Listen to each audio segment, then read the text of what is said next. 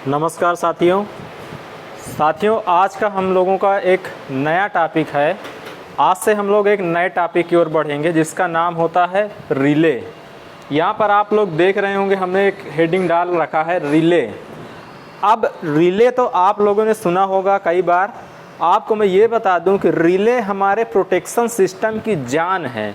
जैसे हमारा शरीर होता है, शरीर में जो हमारा हार्ट होता है, हार्ट हमारा सबसे महत्वपूर्ण पार्ट होता है। अगर हमारा हार्ट काम करना बंद हो गया तो मतलब मेरा शरीर काम करना बंद हो गया।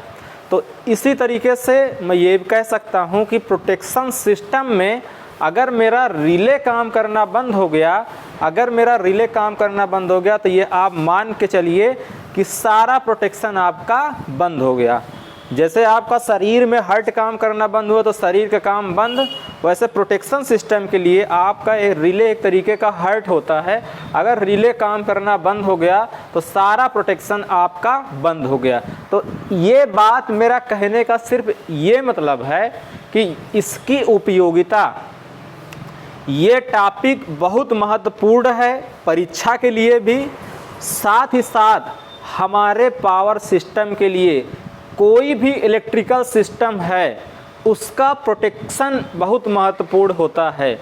किसी भी इलेक्ट्रिकल सिस्टम की हम डिजाइनिंग करते हैं तो उस डिजाइनिंग के उपयोगिता के साथ ही साथ उस डिजाइनिंग का किसी इलेक्ट्रिकल सर्किट का, किसी इलेक्ट्रिकल सिस्टम से हम क्या एडवांटेज ले पा रहे हैं या उसको हम कैसे यूज कर पा रहे हैं, उसको हम कैसे उसका लाभ ले पा रहे हैं, उसके साथ ही साथ जब भी हम किसी इलेक्ट्रिकल सिस्टम को डिज़ाइन करते हैं या इलेक्ट्रिकल एलिमेंट या इलेक्ट्रिकल सर्किट को डिज़ाइन करते हैं तो हम इस बात का ज़रूर ध्यान देते हैं कि हम इस सर्किट को कैसे प्रोटेक्ट करेंगे। और वो प्रोटेक्शन का कार्य हम रिले की सहायता से करते हैं। अब आपको ये भी जानना होगा कि इतना ये छोटा विषय नहीं है जितनी हम छोटी बात कह सकते हैं। हम 2 लाइनों में जैसे हम आपको बोल रहे हैं, ये रिले उतना छोटा विषय नहीं है। रिले में हमारा प्रोटेक्शन के लिए होता है। अब आप प्रोटेक्शन किसका होगा? फॉल्ट से प्रोटेक्ट करेगा। अब आप इस पर भी विचार करिए कि फॉल्ट कितने टाइप के होते हैं, है ना। तो अगर जनरल सेंस में हम फॉल्ट की बात करें तो हमारा ये मानना है कि फॉल्ट हमारा सिमेट्रिकल होता है या एसिमेट्रिकल होता है, सिमेट्रिकल होता है या एसिमेट्रिकल होता है। और अगर हम अपने एलिमेंट की बात करें, सिस्टम के एलिमेंट की बात करें, जो सिस्टम में हमारे इक्विपमेंट लगे हैं, अगर इनके प्रोटेक्शन की बात करें तो इन सब में अलग अलग रिले का यूज होता है। अपना हमारे हर रिले की अलग अलग उपयोगिता है। इन्हीं उपयोगिता के आधार पर इनके वर्किंग प्रिंसिपल को भी हम लोग समझने का प्रयास करेंगे। हमारा ट्रांसफार्मर है, ट्रांसफार्मर में हमारी अलग अलग टाइप की रिले लगी होती हैं। वहीं अल्टरनेटर की हम बात करते हैं तो अल्टरनेटर में भी कई टाइप की रिले लगी होती हैं। मोटर है तो मोटर में रिले लगी होती हैं। तो जितना भी हमारा इक्विपमेंट है उन सब इक्विपमेंट में हम रिले का यूज करते हैं प्रोटेक्शन के लिए। अब हमको इस बात को समझना होगा कि हम कितने टाइप के रिले यूज करते हैं, कहाँ कहाँ पर हमको रिले यूज करना होता है, किस पोजीशन पे हमको रिले यूज करना होता है, किस पोजीशन पे रिले को हम यूज करेंगे तो सबसे बेहतर प्रोटेक्शन मिलेगा। इस बात का भी हमको ध्यान रखना पड़ता है। लेकिन इनको हम तब तक हम नहीं समझ पाएंगे जब तक हम रिले की महत्ता को नहीं समझेंगे, रिले की उपयोगिता को हम नहीं समझेंगे। रिले का क्या वर्किंग प्रिंसिपल है, रिले हमारा कैसे वर्क करता है, रिले हमारा फॉल्ट को कैसे सेंस करता है, रिले फॉल्ट को सेंस करके कैसे ऑपरेट कराता है सर्किट ब्रेकर को, इन सब बातों को भी हमको समझना होगा। अगर इन सब बातों को हम समझ पाएंगे तो व्यवहारिक रूप से हम रिले की वर्किंग प्रिंसिपल को जरूर समझेंगे। तो चलिए अब हम लोग कुछ रिले की डिफिनीशन की बात करते हैं। आप जैसा कि देख पा रहे होंगे कि व्हाइट बोर्ड में हमने रिले की डिफिनीशन लिखा है। सबसे पहले हम रिले की डिफिनीशन को पढ़ते हैं, उसके बाद आगे हम आपको धीरे धीरे उदाहरण के माध्यम से समझाने का प्रयास करते हैं। आज आपका जितना टॉपिक डिस्कस किया जाएगा वो बहुत ज़्यादा दिमाग लगाने की ज़रूरत नहीं है। एकदम आप रिलैक्स होकर देखिए वीडियो को, सारा कुछ प्रैक्टिकल डेटा आपको बताया जाएगा। अगर आप लोग हमारे बीच होते हैं यहाँ पर अगर कोई ये कोरोना काल नहीं चल रहा होता तो मैं आपको ज़रूर अपने सब स्टेशन में ले जाता और आपके सामने रिले का क्या स्ट्रक्चर वो दिखाता और रिले को कैसे ऑपरेट कराते हैं वैसे भी दिखाता। देखिए एक होता है कि हम एक फॉल्ट आता है और एक हम फॉल्ट को जनरेट करते हैं किसी माध्यम से। तो हमारे पास तमाम ऐसे इक्विपमेंट हैं जिससे हम फॉल्ट इनिशिएट करते हैं और उसके कारण हम रिले को ऑपरेशन देखते हैं। इसके बारे में हमने एक प्रैक्टिकल वीडियो भी बनाया है, उसका हम आप लोगों को लिंक शेयर कर देंगे। हालांकि वो आपकी ज़रूरत की चीज़ नहीं है, वो जो फील्ड में काम करते हैं, जो सब स्टेशन में काम करते हैं, उनके लिए ज़्यादा वो बेनिफिट है। अभी हम आपको इतना समझाएंगे कि आपको प्रैक्टिकल चीज़ें भी कुछ समझ में आने लगें और साथ ही साथ आपके एग्ज़ाम के लिए भी यूज़फुल हो। हमारा पूरा फोकस रहता है कि हम आपको वैसा टॉपिक दें, हम आपको वैसे टॉपिक से आगे ले जाएं जो आपके एग्ज़ाम के लिए ज़्यादा बेनिफिट हो। बिना एग्ज़ाम क्वालिफाई किए आपके नॉलेज का कोई महत्व नहीं है। जब तक आप नौकरी नहीं पा जाते हैं आपके नॉलेज का कोई महत्व नहीं है। तो हम जो पिछले दिनों वैकेंसियां आ रही हैं उन सब का ध्यान रखते हुए हम लोग रिले के टॉपिक के बारे में डिस्कस करेंगे और इस चीज़ का भी हम लोग ध्यान देंगे कि ज़्यादा से ज़्यादा गहराई में जाकर एक अच्छे पैटर्न में, एक नए स्टाइल में हम लोग रिले को समझें। तो आइए सबसे पहले हम इस रिले की डिफिनीसन को समझते हैं। रिले की डिफिनीसन सबसे आसान लैंग्वेज में ये डिफिनीसन लिखी गई है और इसी डिफिनीसन को हम लोग ध्यान से पढ़ेंगे। रिले की डिफिनीशन लिखा है ए प्रोटेक्टिव रिले। सबसे पहले तो क्या है, ये प्रोटेक्टिव है। A protective relay is a device, A protective relay is a device that detect the fault, जो फॉल्ट को डिटेक्ट करता है। एंड उसके बाद कहा and initiate the protection of circuit breaker and initiate the protection of circuit breaker. Relay क्या किया, fault को डिटेक्ट किया और उसके बाद initiate the protection of circuit breaker.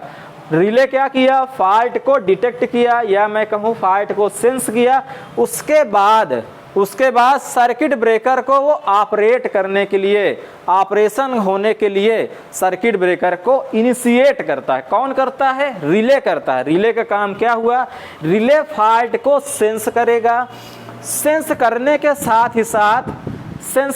साथ ही साथ सर्किट ब्रेकर को सिग्नल भेजता है कि भाई आप सर्किट को प्रोटेक्ट करें, सर्किट को ओपन करें। चलिए हम पूरी डिफिनीशन पढ़ेंगे आगे, फिर से देखिएगा।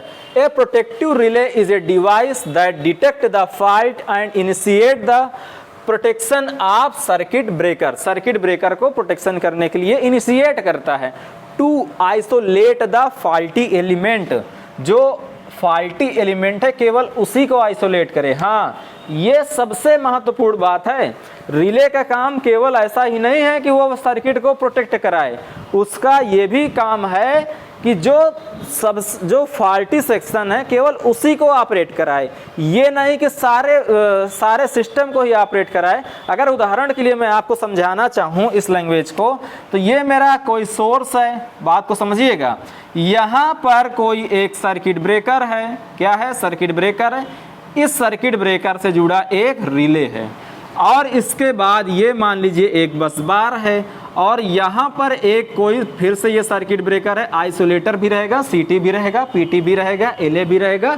इन सब चीज़ों का मैं जिक्र नहीं करता हूँ, मैं केवल समझाने के पर्पज़ से डिस्कशन करता हूँ। मान लीजिए एक लोड के लिए ये जा रहा है सप्लाई, तो अगर यहाँ पर सर्किट ब्रेकर लगा है तो श्योर सी बात है कि यहाँ पर रिले लगा होगा। एक हमारा सर्किट ब्रेकर ये है और ये लोड ऐसे जा रहा है, ये L2, यहाँ से यहाँ भी एक मेरा रिले लगा हुआ है। एक सर्किट ब्रेकर ये लगा हुआ है, यहाँ से लोड जा रहा L3 और यहाँ से भी एक रिले कनेक्ट है। अब मैं ये मान रहा हूँ कि यहाँ पर कोई फॉल्ट आया तो यहाँ पर कोई फॉल्ट आया तो यहाँ से फॉल्ट आने पर होगा क्या, जो फॉल्ट करंट है आपकी देखो कैसे फ्लो करेगी। फॉल्ट करंट तो आपका जो सोर्स होता है वहीं से फ्लो होती है ना, तो फॉल्ट करंट आपकी ऐसे यहाँ से आके यहाँ फ्लो करेगी। तो आप यहाँ पर ये देख पा रहे होंगे कि यहाँ एक तो लाइन ये जा रही, एक सप्लाई ये जा रही है, ये तो फॉल्ट करंट वाला जा रहा है, ये नॉर्मली लोड को सप्लाई हो रहा है, ये नॉर्मली लोड को सप्लाई हो रहा है। अब देखिए हमने क्या कहा है, ये केवल फॉल्टी एलिमेंट को आइसोलेट करे। यहाँ पर लिखा है देखिए सर्किट ब्रेकर, जो सर्किट ब्रेकर लगा हुआ है to isolate the faulty element. Faulty element यहाँ पर मेरा कौन सा, मेरा फॉल्टी एलिमेंट केवल ये वाली लाइन फॉल्टी एलिमेंट है। लेकिन यहाँ पर आप ध्यान दीजिएगा, यहाँ पर जो फॉल्ट करंट है यहाँ से लेके यहाँ तक फ्लो हो रही है। मतलब कि इस सर्किट ब्रेकर से भी फॉल्ट करंट फ्लो हो रही है, इस सर्किट ब्रेकर से ही भी फॉल्ट करंट फ्लो हो रही है। इस सर्किट ब्रेकर से रिलेटेड रिले है, इस सर्किट ब्रेकर से रिलेटेड ये रिले है। अगर ये रिले ऑपरेट करके इस सर्किट ब्रेकर को ऑपरेट कर देगा तो ये ओपन हो जाएगा, और जो आगे सप्लाई जाने वाली थी ये वाली तो आपकी सप्लाई ब्रेक हो जाएगी। हम तो मान लिए कि भाई इसमें फॉल्ट था, इसका ब्रेक होना जरूरी था, लेकिन ये जो सर्किट थी L2 वाली और ये L3 वाली, इसने तो कोई गुनाह नहीं किया, इसमें तो कोई फॉल्ट नहीं आया। तो इसमें कोई जब फॉल्ट नहीं आया, इस सर्किट में जब कोई फॉल्ट नहीं आया, तो इस सर्किट को ट्रिप नहीं होना चाहिए था। मेरा मतलब, मेरा कहने का आशय सिर्फ ये है कि जिस सर्किट से रिलेटेड फॉल्ट आए वही सर्किट मेरा ऑपरेट होना चाहिए। तो ये लिखा है ना आइसोलेट द फॉल्टी एलिमेंट, तो मेरा कहने का मतलब ये हुआ कि ये वाला सर्किट ब्रेकर मेरा लगा रहना चाहिए, केवल ये वाला सर्किट ब्रेकर मेरा ऑपरेट होना चाहिए। अगर ये सर्किट ब्रेकर ऑपरेट हो जाएगा तो इधर से जो करंट फ्लो होती थी ये वाली करंट ब्रेक हो जाएगी, इस लोड को कोई सप्लाई नहीं मिलेगी, लेकिन ये लोड और ये लोड मेरे दोनों ऑपरेट होते रहेंगे, ये दोनों लोड मेरे सप्लाई से कनेक्ट रहेंगे। तो हम रिले का क्या काम हुआ, रिले का एक तो काम ये हुआ वो फॉल्ट को डिटेक्ट करे, यहाँ पर फॉल्ट आया वो डिटेक्ट किया, उसके बाद वो सर्किट ब्रेकर को ऑपरेट करने के लिए इनिशिएट करे, जो सर्किट ब्रेकर है उसको ऑपरेट करने के लिए इनिशिएट करे, इस सर्किट ब्रेकर को ऑपरेट करने के लिए इनिशिएट करेगा।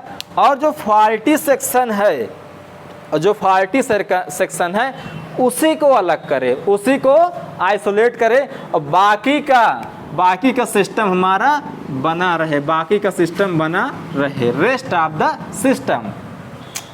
फिर से एक बार डेफिनेशन को पढ़ेंगे।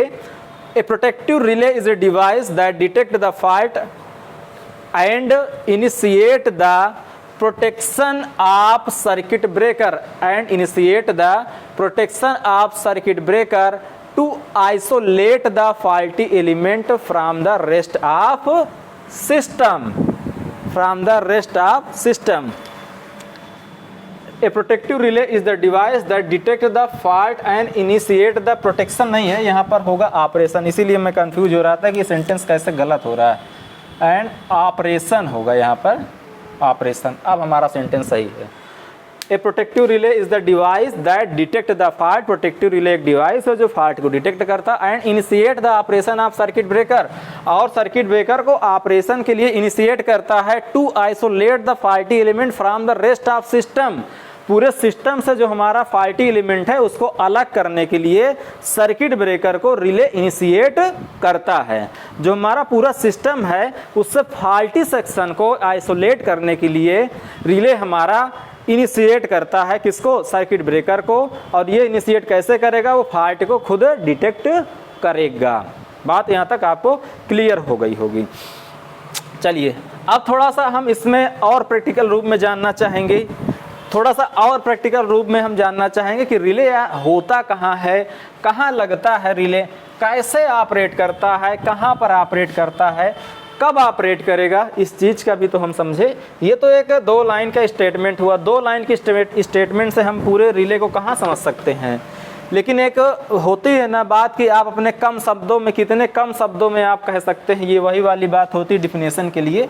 बाकी हम लोग अब थोड़ा सा और प्रैक्टिकली समझते हैं कि रिले हमारा वास्तव में प्रैक्टिकली होता क्या है, और रिले को भी किसी चीज़ की सहायता पड़ती है ऑपरेट होने के लिए, कि रिले अपने आप सब जान जाता है कहाँ फॉल्ट आया, कहाँ फॉल्ट नहीं आया। तो इस चीज़ को भी हम लोग समझते हैं ना कि रिले कैसे समझता है कि इसी लाइन में फॉल्ट आया। रिले भाई कोई इंसान तो है नहीं, तो उसमें भी ऐसा कुछ सिस्टम लगा होता है जिसके आधार पर वो कंपेयर करता होगा और ये समझ पाता होगा कि यहाँ पर फॉल्ट आया है।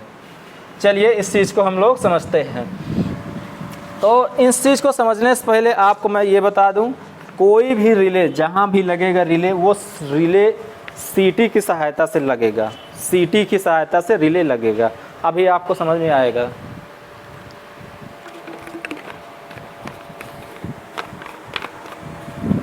अगर आपसे कहा जाए कि एक कोई फीडर बनाइए, आपसे कहा जाए कि आप एक कोई फीडर बनाइए, तो आप क्या करेंगे? आप कुछ ऐसा बनाते हैं। आपको मैं बता दूं, फीडर मेरा, मान लीजिए मेरा ये कोई फीडर है, ये देखिए ये कोई बस बार है। अब ये कितने केवी के हमसे मतलब नहीं है, ये बस बार है। आप जानते हो बस बार के बाद हमारा आइसोलेटर लगता है, जिसे हम क्या बोलते हैं? बस साइड आइसोलेटर, यही बोलते हैं ना। बस साइड आइसोलेटर के बाद हमारा लगता है सर्किट ब्रेकर।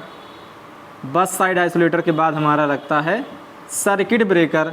सर्किट ब्रेकर के बाद मेरा लगता है सीटी। सीटी के बाद मेरा लगता है फिर से आइसोलेटर, इसको बोलते हैं हम लाइन साइड आइसोलेटर। और इसी में हमारा अर्थ स्विच भी लगा होता है, ये ऐसे अर्थ स्विच भी लगा होता है। अभी इसको थोड़ी देर के लिए हटा देते हैं, यहाँ पर इसका कोई यूज नहीं है, इसलिए हम इसको हटा देते हैं। तो ये मेरा एक किसी लाइन का, किसी फीडर का एक सिंगल लाइन डायग्राम है। मैं आपको बताना चाहूँगा कि जो आइसोलेटर होता है, वो जो आइसोलेटर मेरा होता है, वो तीनों फेज के लिए एक ही आइसोलेटर यूज होता है। तीनों फेज के लिए एक ही आइसोलेटर होता है। उसमें अलग अलग फेज को ब्रेक करने का सिस्टम लगा होता है। कुछ इस तरीके से आप समझिए उसको। कुछ आप R means red, Y B, B means blue. जैसे कि आपको कहा जाए ये मेरा, ये मान लो आपको, देखिए होगा क्या, मेरे पास वो बोर्ड में उतनी जगह नहीं है। अभी कई फिगर बनेंगे, कई फिगर हटेंगे, तो जो फिगर बनता जाए आप उसको बनाते चलिए और रिलैक्स माइंड से समझिए। बहुत आराम से समझाया जाएगा। आज आप ये मान के चलिए आपको कुछ भी नहीं पढ़ना है, आपको केवल समझना है। आप कोई चीज़ देखने आए हैं कि कहाँ रिले लगा होता है, कहाँ सर्किट ब्रेकर लगा होता है, कहाँ आइसोलेटर लगा होता है, कितना आइसोलेटर लगा होता है, कितना रिले लगा होता है, कितना सीटी लगा होता है, कितना ब्रेकर लगा होता है, बस बार कैसे होता है। तो केवल आपको आज देखना है, केवल और केवल देखना है, सुनना है, केवल एंजॉय करना है। आज दिमाग लगाने की कोई ज़रूरत नहीं है। जो फिगर आपको बनवाया जाए उसको आप बनाते चलिए बस। चलिए मान लीजिए ये मेरा आर फेज की बस बार है, ये मेरा आर फेज की बस बार है, और ये वाई फेज का, Y means yellow, Y means yellow. तो वाई मीन्स एलो की जगह मैं क्या ले रहा हूँ? ब्लैक ले रहा हूँ।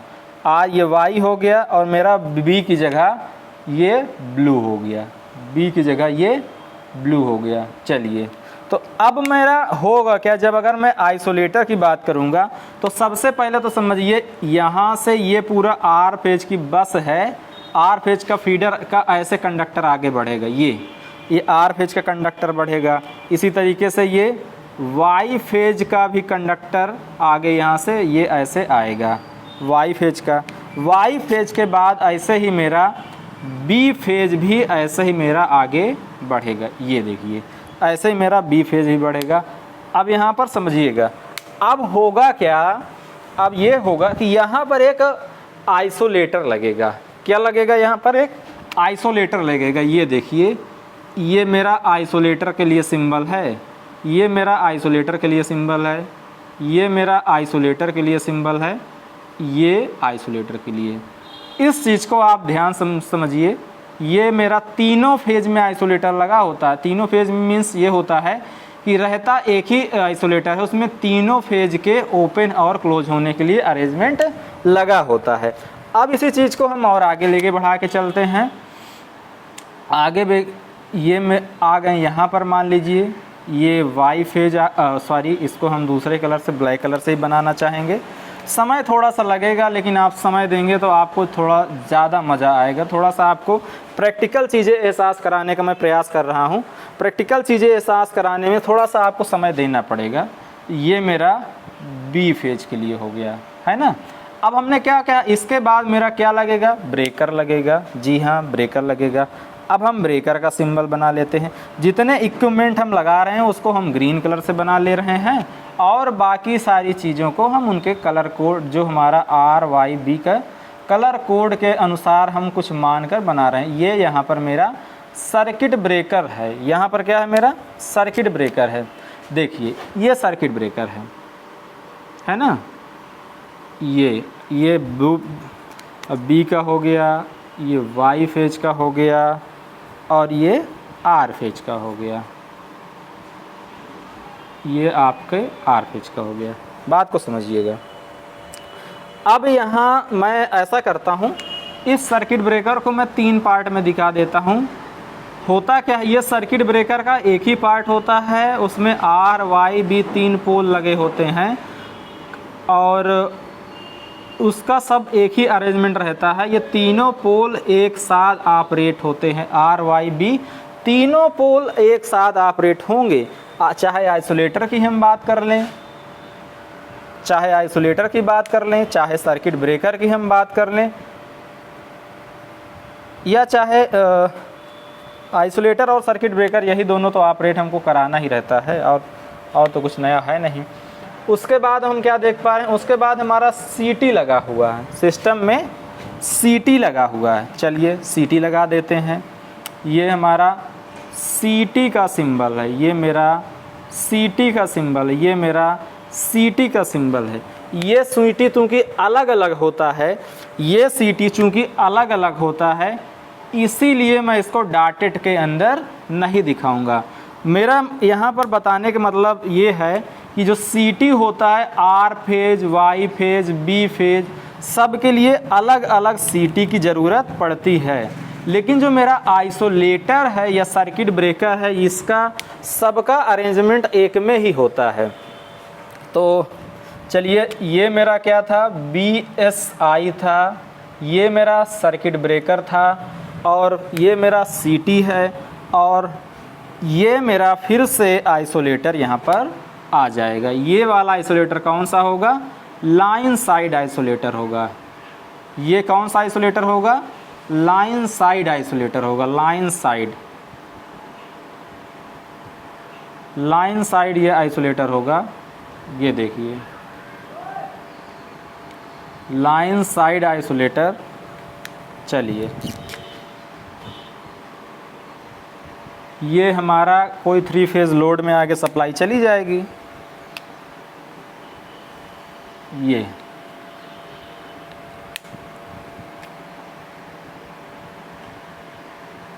ठीक है, ये हमारा लोड हो जाएगा। अब आगे ये क्या कनेक्ट हो गया, लोड कनेक्ट हो गया। ये लोड RYB, ये R हो गया, ये Y हो गया, ये B हो गया, ये B हो गया। इसमें कई सारी चीज़ें हम लोगों ने नहीं बनाया, जितना आज समझने की ज़रूरत है उतना हमने बनाया। ये बस आइसोलेटर हो जाएगा, ये सर्किट ब्रेकर हो जाएगा, और ये मेरा CT का सिंबल है। CT का सिंबल है। आप एक चीज़ को ध्यान दीजिए, गौर करिए, मैं क्या बोल रहा हूँ। मैं ये बोल रहा हूँ, चाहे R फेज हो, चाहे Y फेज हो, चाहे B फेज हो, तीनों के लिए आइसोलेटर एक ही अरेंजमेंट में होता है। ये R फेज है, ये Y फेज है, ये B फेज है, तीनों के लिए एक ही अरेंजमेंट में होता है। मतलब कि अगर एक को हम अलग से नहीं खोलेंगे, तीनों में, जैसे तीनों पोल लगा हो, मैं आपको कैसे समझाऊं, मैं आपको ऐसे समझाने की कोशिश करता हूँ। मैं आपको कुछ ऐसे मैं आपको आइसोलेटर समझाने का प्रयास कर रहा हूँ। मैं ये मानता हूँ कि ये मेरा कुछ ऐसा आइसोलेटर है, एक ये हो गया और एक ये हो गया। ये ऐसे है, ये ऐसे है, ये सप्लाई से जुड़ा है, ये ऐसे मान लीजिए, ये सप्लाई से जुड़ा है, ये सप्लाई से जुड़ा है, ये सप्लाई से जुड़ा है ना। ये आर फेज हो गया, ये वाई फेज हो गया, ये बी फेज हो गया। ये ऐसे मेरा सप्लाई से जुड़ा हुआ है, बात को समझिएगा। और यही जो आइसोलेटर होता है, यही आइसोलेटर एक मूविंग रॉड यहाँ होता है, एक मूविंग रॉड यहाँ पर एक मूविंग रॉड होता है। इस मूविंग रॉड को मैं जब घुमाता हूँ, हाथ से घुमाया जाता है। अगर आप चाहें तो YouTube में देख सकते हैं, और अगर आपको प्रैक्टिकल नॉलेज की ज़रूरत होगी तो जो बच्चे यहाँ इलाहाबाद में रह रहे हैं, जो बच्चे यहाँ पर प्रयागराज में हैं, वो आज या कल जब भी चाहें सब स्टेशन आकर आइसोलेटर, सीटी, पीटी सब कुछ देख सकते हैं। जो बच्चे घर में हैं वो उस चीज़ का इंतज़ार करें, जब कभी मिलेंगे तब उनको दिखाया जाएगा। तो यहाँ पर जो मूविंग रॉड है, इस मूविंग रॉड को हम घुमाते हैं तो क्या होता है, ये क्लोज होता है। ये आर फेज का इससे क्लोज होगा, वाई फेज का इससे क्लोज होगा, बी फेज का इससे क्लोज होगा। अगर हम जिसको जैसे घुमाएंगे, जैसे एक या क्लॉकवाइज घुमाएं या तो एक एंटी क्लॉकवाइज घुमाएं, कुछ ऐसा घुमाते हैं, तो चाहे क्लॉकवाइज घुमाएं, मानना कि क्लॉकवाइज में क्लोज होता है तो एंटी क्लॉकवाइज में ओपन होता होगा। तो एक साथ ये क्लोज होता है और एक साथ ही तीनों पोल, जैसे तीनों पोल कहें या तीनों फेज कहें, बात एक ही हुई, तीनों पोल एक साथ ही क्लोज होता है, एक साथ ही ओपन होता है, अलग अलग टाइम में नहीं होता है। इसी तरीके से ये तो रही मेरी आइसोलेटर की बात। इसी तरीके से मेरा सर्किट ब्रेकर है। मैं आपको प्रैक्टिकल एग्जांपल बताऊं, जो मेरा सर्किट ब्रेकर है, जो 33 से लेके 132 तक एक ही सर्किट ब्रेकर में तीनों पोल लगे होते हैं। तीनों पोल का कहने का यहाँ पर सेंस ये है कि तीनों पोल का कहने का सेंस ये है कि R phase, Y phase, B phase किसी एक ही सर्किट ब्रेकर में लगे होते हैं। लेकिन जब 132 से आगे हम बढ़ते 220 वोल्ट के लिए, तो 220 वोल्ट के लिए आर फेज का अलग पोल लगेगा, उसका अलग मैकेनिज्म, वाई फेज का अलग ब्रेकर, अलग पोल, बी फेज का अलग पोल, अलग ब्रेकर, लेकिन ऑपरेट तीनों एक साथ ही होते हैं। अब जैसे एक सर्किट ब्रेकर हम बनाए, कैसा सर्किट ब्रेकर होता होगा, कैसा सर्किट ब्रेकर होता होगा, या सर्किट ब्रेकर कैसा होता होगा, थोड़ा सा बहुत स्पीड ही बताएंगे क्योंकि इसके बारे में भी हमको आगे एक बार और जिक्र करना होगा, तो इसलिए मैं ज़्यादा समय नहीं लूँगा। सर्किट ब्रेकर का देखिए यहाँ पर मूविंग मैकेनिज्म होता है। Moving mechanism in the sense moving rod रहेगा और तमाम सारे लीवर रहेंगे, स्प्रिंग चार्जिंग मोटर रहेगा, स्प्रिंग चार्जर रहेगा, ऑक्सिलरी कॉन्टैक्ट रहेगा, लिमिट स्विच रहेगा, एंटी पंपिंग रिले भी रहेगा। इसमें एंटी पंपिंग रिले क्या है अभी इसको बताया जाएगा बाद में। ये मान लीजिए पोल है सर्किट ब्रेकर का, ये ऐसा पोल है, ऐसा सर्किट ब्रेकर। आपकी जब सर्किट ब्रेकर की क्लास स्टार्ट हो रही थी तो मुझे लग रहा है पहली क्लास या मैं दूसरी क्लास में सर्किट ब्रेकर का कुछ सिंबल मैं बनवाया हूँ। सर्किट ब्रेकर प्रैक्टिकली में कैसे सर्किट ब्रेकर होता है मैं वैसा कुछ आपको बना के दिखाने का प्रयास किया हूँ। अभी आगे हम इस क्लास में बढ़ेंगे तो और अच्छे सर्किट ब्रेकर बनाएंगे कैसा होता होगा। तो ये कुछ ऐसा होता है। ये सर्किट ब्रेकर में ऊपर वाला फिक्स पोल होता है। ये सर्किट ब्रेकर में जो ऊपर से जुड़ा होता है ये फिक्स पोल होता है, ये ऐसे फिक्स पोल होता है। और जो नीचे से जुड़ा होता है, नीचे से मतलब आप कह सकते हो यहाँ से, यहाँ वाला जो है वो मूविंग ये होता है, मूविंग पोल होता है। सॉरी यहाँ नहीं, यहाँ पर मूविंग होता है, ये फिक्स पोल मूविंग। ये किसी एक रॉड से जुड़ा होता है, एक साथ ये क्लोज होता है, एक साथ ये ओपन होता है। अब जैसे मान लूँ मैं ये आर फेज के लिए है, ये वाई फेज के लिए, ये बी फेज के लिए, तो आर फेज का कंडक्टर इधर आउट गोइंग जाएगा, इनके लिए ये ऐसे आएगा और ये कहीं इस पोल से ऐसे कनेक्ट रहेगा, ये ऐसे रहेगा। और जब ये दोनों जुड़ जाता है तो आर से ये ऐसे सप्लाई जाने लगती है। ये आर फेज के लिए देखिए, आर फेज का पोल कुछ ऐसे कंडक्टर जुड़ा रहेगा और ये ऐसे जाते हुए आर फेज के लिए सप्लाई चली जाती है। तो अब मेरा ये बताने का मतलब है कि ये देखो ये मूविंग, ये पूरा मैकेनिज्म है, मैकेनिज्म के ऊपर आर फेज का पोल, वाई फेज का पोल, बी फेज का पोल। अब पोल की बात मैं क्यों कर रहा हूँ? पोल की बात कहने का मतलब मैं ये कह रहा हूँ, अगर मैं मानूँ ये SF6 सर्किट ब्रेकर है तो इस पोल के अंदर फिक्स कांटेक्ट होगा और ये दूसरा क्या होगा, मूविंग कांटेक्ट होगा।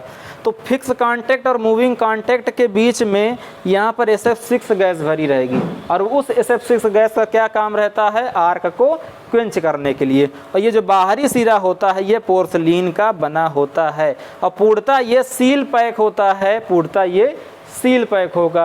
और पोर्सलीन का क्यों बना होता है? क्योंकि पोर्सलीन हमारा इंसुलेटिंग पार्ट है। पोर्सलीन हमारा क्या है, इंसुलेटिंग पार्ट है, इसलिए हम पोर्सलीन का बनाते हैं। तो ये आर फेज के लिए बनेगा, ये वाई फेज के लिए होगा, ये बी फेज के लिए।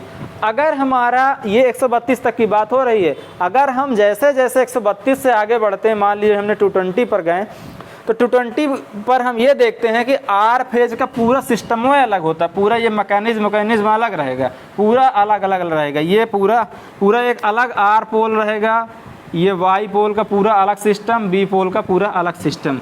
लेकिन ये ऑपरेट जब होगा तो तीनों एक साथ ओपन होगा पोल, या तीनों एक साथ क्लोज होगा। तो ये तो रही हमारे सर्किट ब्रेकर की बात। तो सर्किट ब्रेकर मेरा एक ही रहेगा, इसमें R phase, Y phase, B phase तीनों पोल अलग अलग रहेंगे, लेकिन ये किसी एक ही सर्किट ब्रेकर में रहेंगे। ये आपके आइसोलेटर की बात हो गई, ये थोड़ी सी सर्किट ब्रेकर का शॉर्ट इंट्रोडक्शन हो गया। अब थोड़ा सा शॉर्ट इंट्रोडक्शन सीटी के लिए मैं कर दूं, तो सीटी मेरा कुछ ऐसा बनता है, आप ये अंते हो, अगर नहीं जान रहे हो तो ये समझ लीजिए। ये मेरा कुछ ऐसा सीटी बनता है, ये कुछ ऐसा, इसके अंदर ये एक वाइंडिंग होती है। इस देखिए सीटी मीन्स करंट ट्रांसफार्मर, तो ये 2 वाइंडिंग ट्रांसफार्मर की तरह होता है। ये ब्लैक वाला हमारा क्या है, प्राइमरी वाइंडिंग है, ब्लैक वाला मेरा प्राइमरी वाइंडिंग है, और एक मैं दूसरा मैं बना रहा हूँ इसमें वाइंडिंग, इसको मैं बोलता हूँ, ये मैं बोलता हूँ सेकेंडरी वाइंडिंग। और सीटी की खासियत ये होती है कि लाइन के सीरीज में जुड़ा होता है, तो कहने का मतलब ये हुआ कि ये प्राइमरी वाइंडिंग लाइन से जुड़ जाएगा, ये ऐसे, ये अगर आर फेज है ये आर फेज हो गया, ठीक है। और ये इसका सेकेंडरी वाइंडिंग है, और सिंबल के रूप में हम सेकेंडरी वाइंडिंग को ही दिखाते हैं। तो आर फेज की अलग सीटी लगेगी, वाई फेज की इसी तरीके से अलग सीटी लगेगी, बी फेज की एक अलग सीटी लगेगी। ये चीज़ आप समझ पा रहे होंगे, इस चीज़ को आप समझ रहे होंगे। तो यहाँ अभी आपने थोड़ा सा ये समझा, अभी तक आप लोगों ने कहा जाए तो कुछ भी नहीं समझा क्या? आपने ये समझा कि कोई बस बार आर वाई बी की बस बार होती है, वहाँ से कंडक्टर आगे बढ़ते हैं, यह आर वाई बी फेज आगे बढ़ता है। तो सबसे पहले बस आइसोलेटर लगा होता है, उसके बाद सर्किट ब्रेकर लगा होता है, फिर सीटी लगा होता है, फिर लाइन आइसोलेटर, फिर हमारा लोड में जहाँ जाना होता है कनेक्ट हो जाता है। इतनी बात आप लोग समझ पाए होंगे। अब एक सिंगल लाइन डायग्राम हम इस चीज़ का बनाएंगे कि कैसे रिले ऑपरेट होता होगा, कैसे मेरा रिले ऑपरेट होता होगा। तो थोड़ा सा देखिएगा, एक रफ डायग्राम है मैं बनाना चाहूँगा, उसके बाद मैं और डिटेल में उतरने का प्रयास करता हूँ।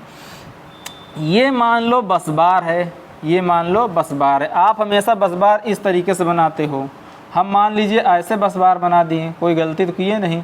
तो किसी एक फेज को हम समझाने का प्रयास कर रहे हैं। अब ये बस बार है, इस बस बार से जुड़ा हुआ ये सर्किट ब्रेकर है, ये आपका सर्किट ब्रेकर है। अब आप जानते हो सर्किट ब्रेकर के बाद यहाँ पर सीटी लगा होता है, ये आपका सीटी हो गया, ये आपका सीबी हो गया, ये आपका क्या हो गया, बस बार हो गया। और ये सर्किट ब्रेकर है, ये सर्किट ब्रेकर है। और सर्किट ब्रेकर में आपको एक चीज़ बता दूं, इसमें ट्रिपिंग कॉइल लगा होता है, ये ट्रिपिंग कॉइल लगा होता है। ट्रिपिंग कॉइल ही सर्किट को ऑपरेट कराता है, सर्किट ब्रेकर को ऑपरेट कराता है। देखो सिग्नल जो मिलता है, जो हम अपने पावर सिस्टम की बात करते हैं, जनरली एसी ट्रांसमिशन होता है। तो जो रिले मेरा ऑपरेट करता है, जो मेरा रिले ऑपरेट करता है वो एसी पर ऑपरेट करता है, और जो मेरा ब्रेकर है वो डीसी पर ऑपरेट करता है। आप कहोगे ये कौन सी बात हो गई? आप कहोगे ये कौन सी बात हो गई कि भाई रिले आपका सीटी, आपका रिले एसी में ऑपरेट करता है, सर्किट ब्रेकर डीसी में ऑपरेट करता है। अभी आपको बताते हैं ये कैसी बात हुई। ये मान लीजिए CT जुड़ा हुआ है ना, ये आपका CT जुड़ा, ये आगे आपका फीडर जा रहा है। अगर हम आइसोलेटर लगाना चाहें तो यहाँ पर आइसोलेटर लगा के दिखा सकते हैं। ये यहाँ पर आइसोलेटर लग जाएगा, ये इससे कनेक्ट हो गया, ये बस आइसोलेटर हो जाएगा, ये आपका लाइन आइसोलेटर हो जाएगा, ये भी इसको हमने कनेक्ट कर दिया है। ये CT ये वाला ये क्या है, सर्किट ब्रेकर है। सर्किट ब्रेकर का ये ट्रिप कॉइल है, सर्किट ब्रेकर का ये ट्रिप कॉइल है। अब देखो इसमें रिले कैसे लगता होगा। रिले कुछ ऐसा लगता है, इस सर्किट ब्रेकर के सर्किट से रिले हमारा कुछ ऐसे लगेगा, आप केवल समझिएगा, अभी और इसकी डिटेल में हम लोग पढ़ेंगे। ये मेरा रिले कॉइल है, ये मेरा क्या है, रिले कॉइल, रिले कॉइल है ना, ये रिले कॉइल, ये देखो ये मेरा क्या, ये मेरा रिले कॉइल है। अब मैं कहूँ कि ये ऐसे अगर सप्लाई जा रही है, अगर ये कनेक्ट है, ये कनेक्ट है, तो आप ये बताओ ऐसे ये मेरी करंट ऐसे फ्लो होगी। अगर ऐसे करंट फ्लो होगी तो CT में भी तो कुछ करंट फ्लो होगी। CT में जब करंट फ्लो होगी तो इसके रिले कॉइल में करंट फ्लो होगी। और अगर मैं कहूँ यहाँ पर फॉल्ट आ गया है तो ये करंट बहुत अधिक मात्रा में फ्लो होगी। ये अधिक मात्रा में फ्लो होगी तो ये जो रिले कॉइल है ये ऑपरेट होकर इसको क्या करेगा, कनेक्ट कर देगा। अगर ये जैसे कनेक्ट हो जाएगा, यहाँ पर देखिए बैटरी लगा हुआ है, ये प्लस माइनस की बैटरी लगा हुआ है, ये बैटरी क्या करेगा, स्ट्रिपिंग कॉइल को एनर्जाइज करेगा, चुंबक की तरह काम करेगा, और ये क्या करेगा, इसको आकर्षित करेगा। ये जब इसको आकर्षित करेगा तो ये ओपन हो जाएगा।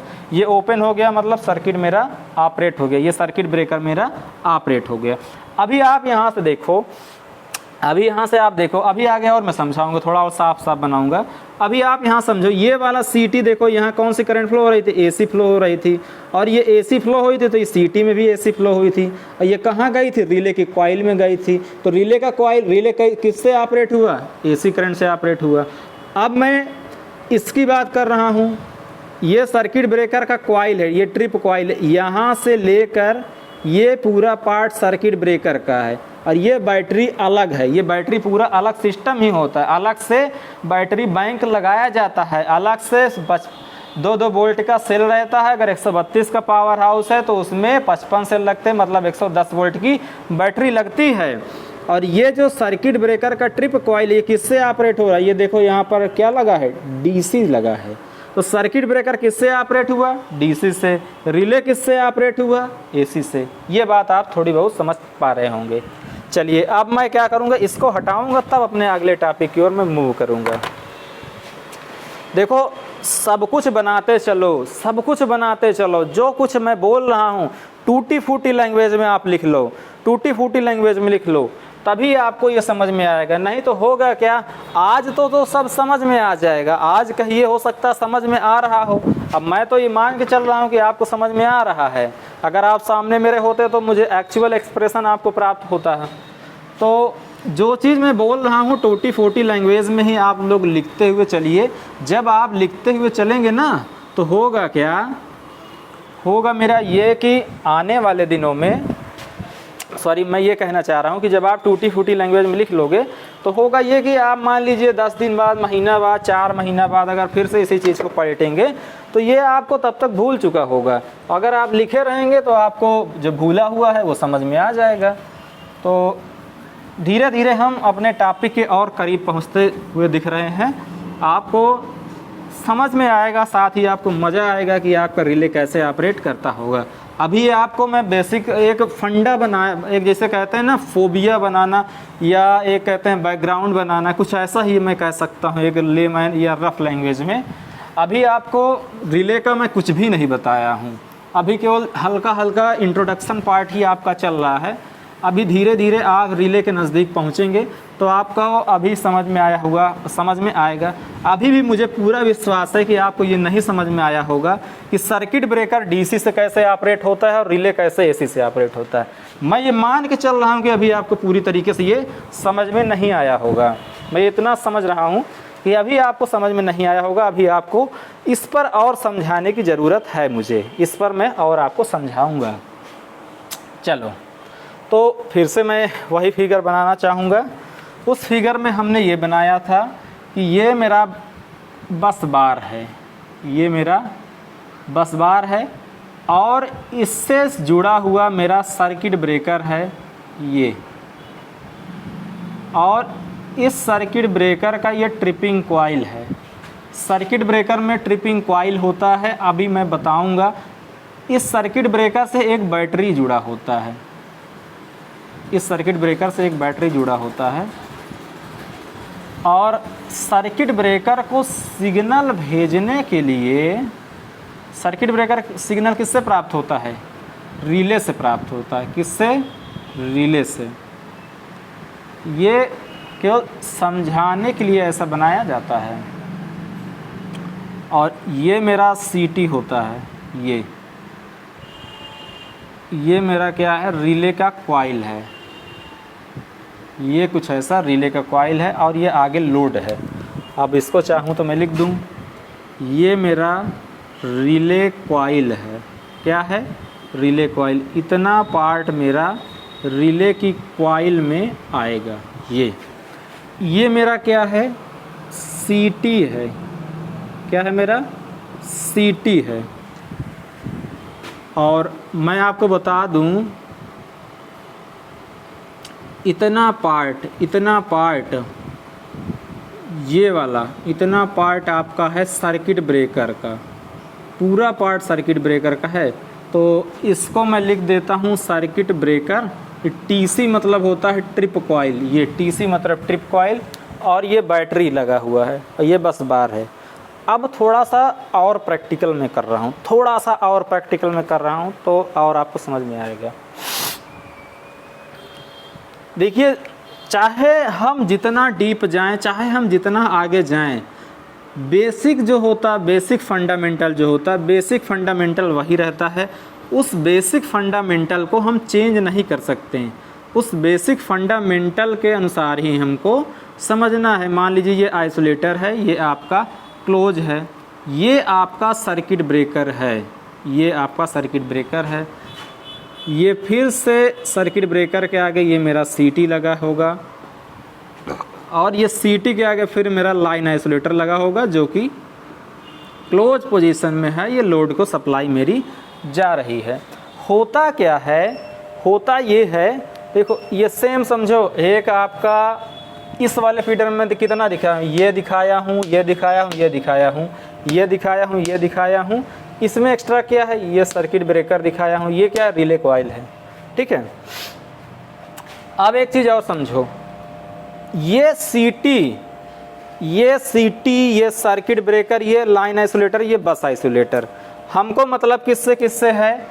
इस सर्किट ब्रेकर से मतलब है, और इस सीटी से मतलब है। अभी हमको आइसोलेटर से कोई मतलब नहीं है, हम आइसोलेटर को हटा दे रहे हैं। लगा रहेगा सर्किट में, लेकिन हम आइसोलेटर को हटा दे रहे हैं। ये आइसोलेटर को हमने हटा दिया। होता क्या है? आपको एक स्विच यार्ड होता है। आप किसी सब स्टेशन में जाएंगे तो वो 2 से 3 पार्टों में डिवाइड होता है। अगर टेक्निकल रूप में बात किया जाए तो एक कंट्रोल रूम पार्ट होगा, और एक हमारा स्विच यार्ड होगा। होने के लिए तो और बहुत सारी चीज़ें होती हैं, जैसे हमारा स्टोर रूम होता है ना, कॉलोनी होती है स्टाफ के रहने के लिए, लेकिन वो सब का हमारा टेक्निकल से कोई मतलब नहीं है। तो जो पुराने सब स्टेशन हुआ करते थे, उसमें पूरा कंट्रोल रूम हमारा एक ही जगह होता था। सारे कंट्रोल एंड रिले पैनल किसी एक ही छत के नीचे रखे होते हैं। लेकिन अभी क्या, जो नए डिज़ाइन के हमारे सब स्टेशन बन रहे हैं, उसमें हम छोटे छोटे BCU बनाते हैं। BCU का मतलब बे कंट्रोल यूनिट, या तो आप इसको अपने लैंग्वेज में, सीधे लैंग्वेज में ये बोल दें कि छोटा छोटा कंट्रोल रूम बनाते हैं। वहाँ पर बीच बीच में अलग अलग जगह पर वो पैनल रखे जाते हैं। वो अलग अलग इसलिए रखे जाते हैं क्योंकि हमारा जो स्विच यार्ड होता है, देखो अगर मैं मान लूँ कि ये मेरा पावर हाउस इतने में बना है, ठीक है, ये मेरा पावर हाउस इतने में बना हुआ है, और इस पावर हाउस में यहाँ पर ये कंट्रोल रूम बना है। यहाँ पर क्या बना है? Control room. तो मैं क्या कह रहा हूँ, इस कंट्रोल रूम में सारे पैनल लगे रहेंगे, सारे जितने भी पैनल होंगे इस कंट्रोल रूम के अंदर लगे होंगे। और इसमें तमाम मेरा फीडर गया है, ये मेरा फीडर गया है, ये मेरा फीडर गया है, ये मेरा फीडर गया है, और ऐसे मेरा ये फीडर गया है और सारे फीडर में मान लीजिए यहाँ सर्किट ब्रेकर, यहाँ सर्किट ब्रेकर, सर्किट ब्रेकर, ये सर्किट ब्रेकर और ये सर्किट ब्रेकर।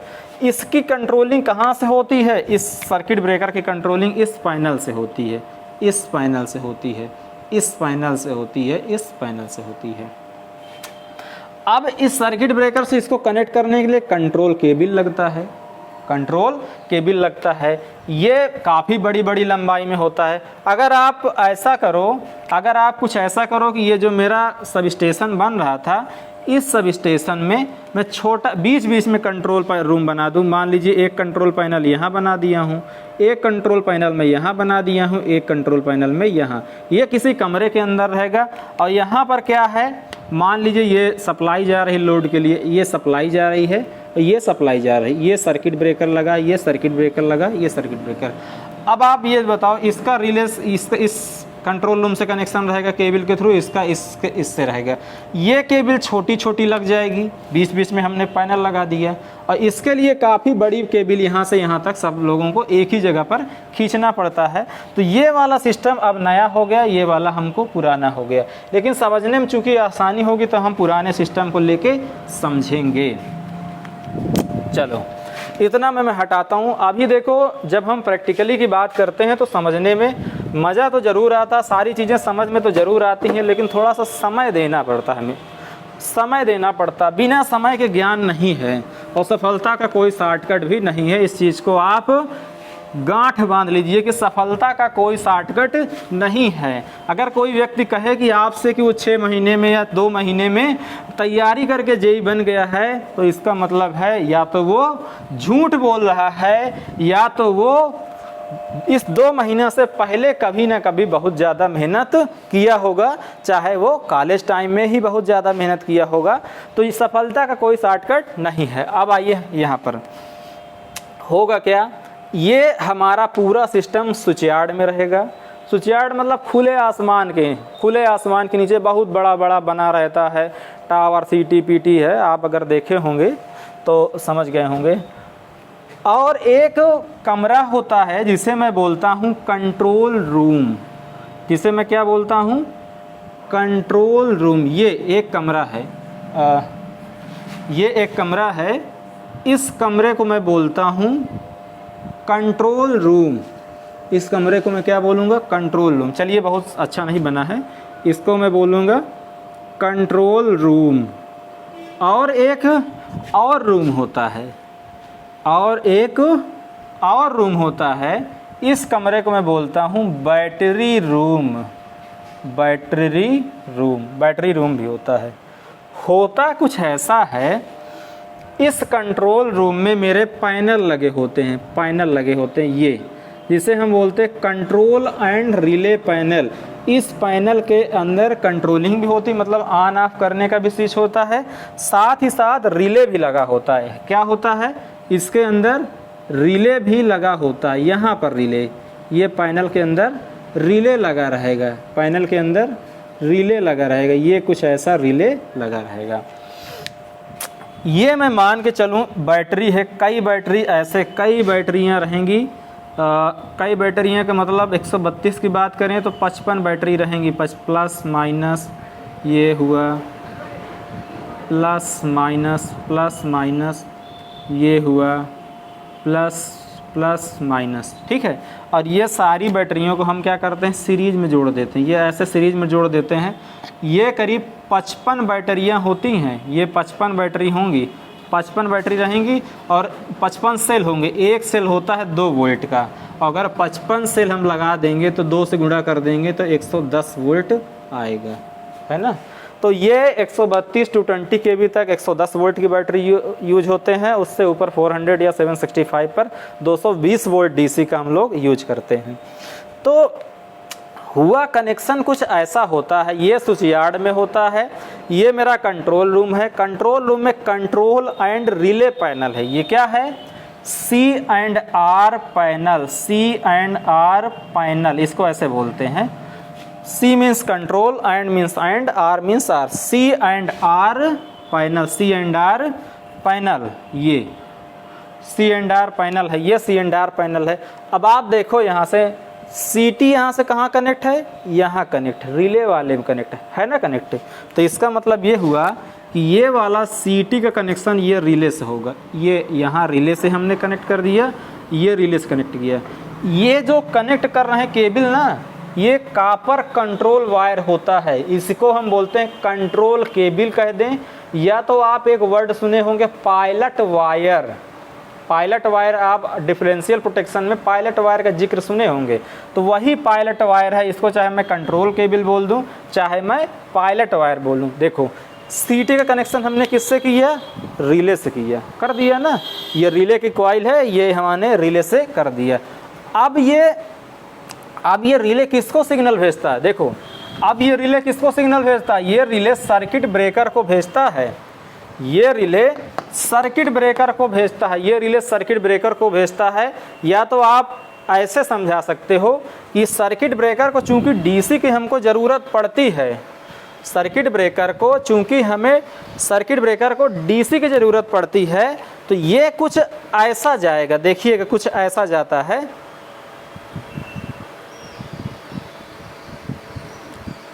हाँ, मैं आपको बताना चाह रहा हूँ, CT से हमने रिले को जोड़ा और रिले से हमारी सप्लाई किस में जाती है, रिले से हमारा जाता है सर्किट ब्रेकर में। रिले से क्या जाएगा, रिले से हमारा DC जाएगी, रिले से हमारा केवल DC जाएगी।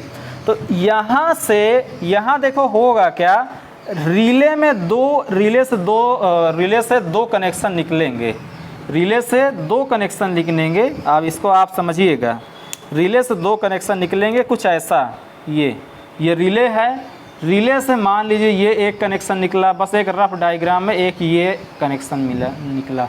अब हम क्या करेंगे, इस रिले से देखिएगा, रिले से क्या हुआ, रिले का जो कॉइल है वो एनर्जाइज होता है। रिले का जो कॉइल है, ये रिले की कॉइल की तार नहीं है, रिले की कॉइल की तार ये नहीं है। मैं ये माना हूँ कि एक सिग्नल जा रहा है, ये ऐसे तार की तरह सिग्नल जा रहा है। ये सिग्नल क्या करेगा, इस बैटरी को जोड़ेगा, ये बैटरी जुड़ी और ये बैटरी, ध्यान दीजिएगा, ये बैटरी क्या होगी, इस सर्किट ब्रेकर से कनेक्ट होगी। अभी इस सर्किट ब्रेकर का पाथ पूरा नहीं हुआ है। दूसरा देखो, ये सर्किट ब्रेकर ये ऐसे जुड़ा, ये इस तरीके से आपका कुछ कंप्लीट होता है। जब भी कभी कोई फॉल्ट आता है, जब भी कभी यहाँ पर फॉल्ट आएगा, यहाँ पर करंट की वैल्यू बढ़ेगी, यहाँ पर CT में भी करंट की वैल्यू बढ़ेगी, तो ये रिले हमारा ऑपरेट होगा।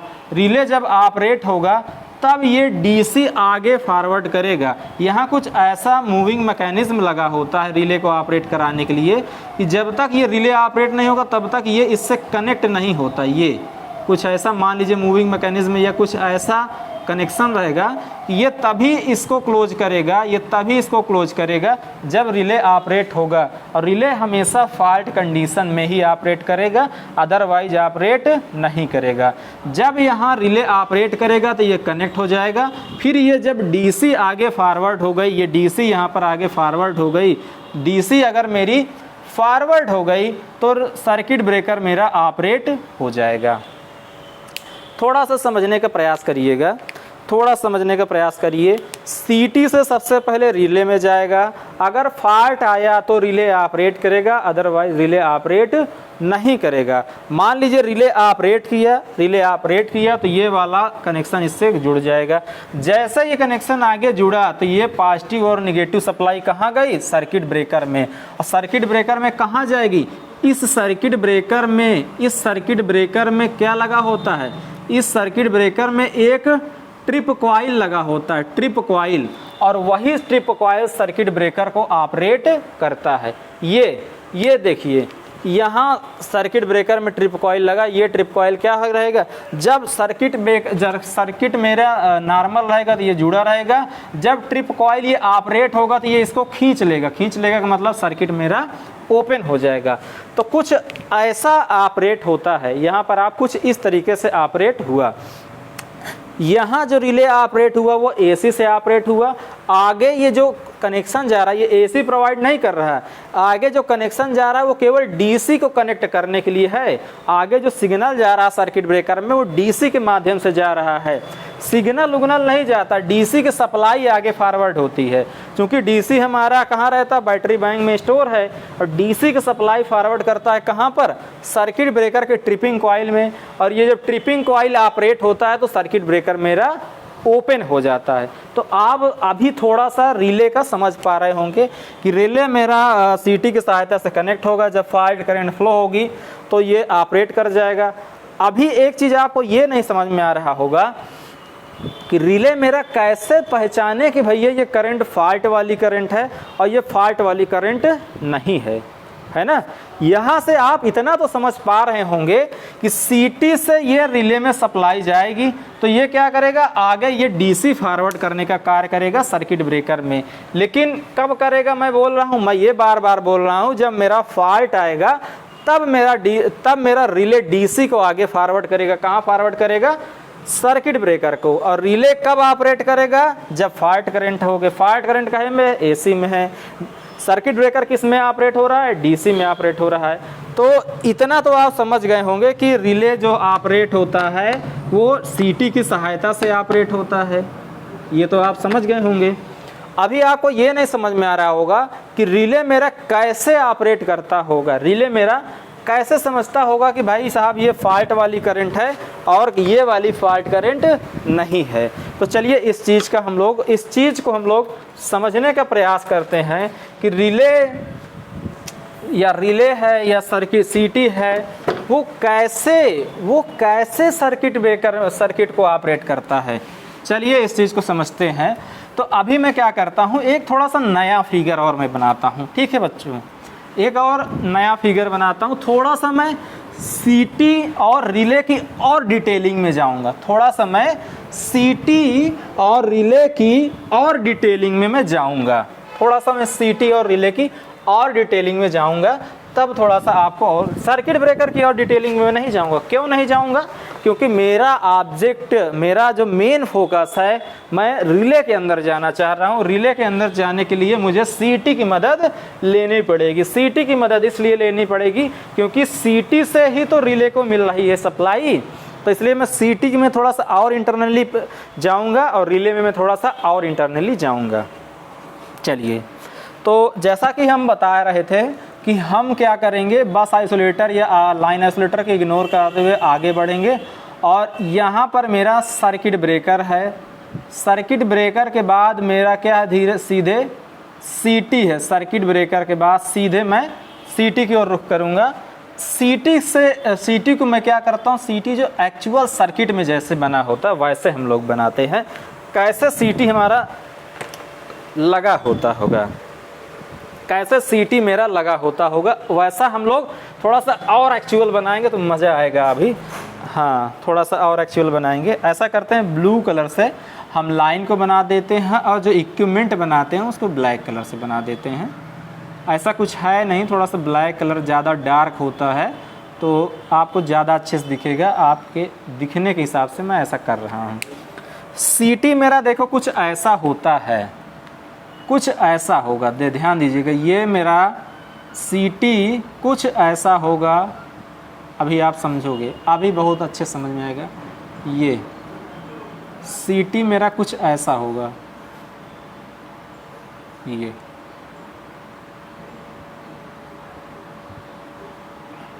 प्रैक्टिकली आपको ऐसा दिखेगा किसी भी सब स्टेशन। ये आपका मान लीजिए स्टील बॉडी का रहेगा, सॉरी माइल्ड स्टील का रहेगा। ये पोर्सलिन का ऐसा कुछ इंसुलेटर लगा रहेगा, ये ऐसा कुछ पोर्सलिन का इंसुलेटर लगा रहता है CT के लिए। ये कुछ ऐसा लगा रहेगा। देखो मैं अभी यहाँ पर केवल एक फेज की बात कर रहा हूँ। जैसा मेरा एक फेज होगा वैसा मेरे तीनों फेज में होगा। तो मैं सिर्फ और सिर्फ एक फेज की ओर कंसंट्रेट हो रहा हूँ, सिर्फ और सिर्फ एक फेज की ओर कंसंट्रेट हो रहा हूँ। ये आप समझिएगा। ये मेरा क्या हो गया, ये मेरा CT हो गया। CT सीटी में देखो यहाँ पर निकला होता है, ये स्टड बोलते हैं, ये सीटी में स्टड इसको बोला जाता है, इसको हम लोग सीटी स्टड बोलते हैं। ये मेरा सीटी स्टड है, ये मेरा सीटी स्टड है ये। और इस सीटी स्टड की सहायता से, इस सीटी स्टड की सहायता से प्राइमरी वाइंडिंग होती है। इस वाले को मैं क्या बोलूँगा, प्राइमरी वाइंडिंग। प्राइमरी वाइंडिंग में नंबर ऑफ टर्न बहुत कम होते हैं, प्राइमरी वाइंडिंग में नंबर ऑफ टर्न बहुत ही कम होते हैं। ठीक है, ये मेरी प्राइमरी वाइंडिंग हो गई। तो इसमें मैं केवल एक ही वाइंडिंग दिखा रहा हूँ, ये बहुत नंबर ऑफ टर्न बहुत कम होते हैं प्राइमरी वाइंडिंग में। और सीटी देखो मेरा सर्किट के सीरीज में जुड़ा होता है, ये इसको मैंने ये जोड़ दिया, इसको मैंने ये जोड़ दिया। ठीक है, ये क्या है, सीटी स्टड है। सीटी स्टड में एक सिंबल दिया होता है, एक होता है, एक साइड P1 दिया होता है, एक साइड दिया होता है P2। P1 और P2 को ध्यान देना होता है, P1 किधर रखना है, P2 किधर रखना है, उसी के अनुसार हमारा प्रोटेक्शन का डायरेक्शन डिसाइड होता है। चलिए अभी उसका जिक्र नहीं करते, वो आगे आएगा तो कभी हम लोग समझेंगे उसके बारे में क्या चीज़ है। ये मेरा प्राइमरी वाइंडिंग है। प्राइमरी वाइंडिंग में बहुत कम टर्न होता है, कहा जाता है 1 से 5 टर्न होता है। चलिए अब सीटी की जो सेकेंडरी वाइंडिंग होगी वो कुछ ऐसी होगी, ये आपकी सीटी की सेकेंडरी वाइंडिंग हो गई। ये इसमें देखिए सेकेंडरी वाइंडिंग में नंबर ऑफ टर्न ज़्यादा होते हैं, सेकेंडरी वाइंडिंग में नंबर ऑफ टर्न ज़्यादा होते हैं। और सीटी के नीचे ही एक लगा होता है जिसको मैं बोलता हूँ जंक्शन बॉक्स, सीटी जंक्शन बॉक्स। क्या बोलेंगे, CTJB, सीटी जंक्शन बॉक्स। ये क्या होता है, जो इसका ये तो वाइंडिंग हुआ, ये मेरा क्या है, ये वाइंडिंग है, अंदर ये वाइंडिंग है। इस वाइंडिंग से एक केबल की सहायता से इसमें टर्मिनल लगा होता है, जैसे ये स्टड लगा है ना, इसी तरीके से यहाँ भी टर्मिनल लगा होता है। यहाँ से हम लोग क्या करते हैं, केबल की सहायता से ये यहाँ पर इसको ले आके कनेक्ट करते हैं सीटी जंक्शन बॉक्स में, ये सीटी जंक्शन बॉक्स में। अब इसका नामकरण कुछ ऐसा होता है, ध्यान दीजिएगा, इसका नामकरण कुछ ऐसा होगा, ये होता है 1S1, ये होता है 1S2, ये होता है 2S1, ये होता है 2S2।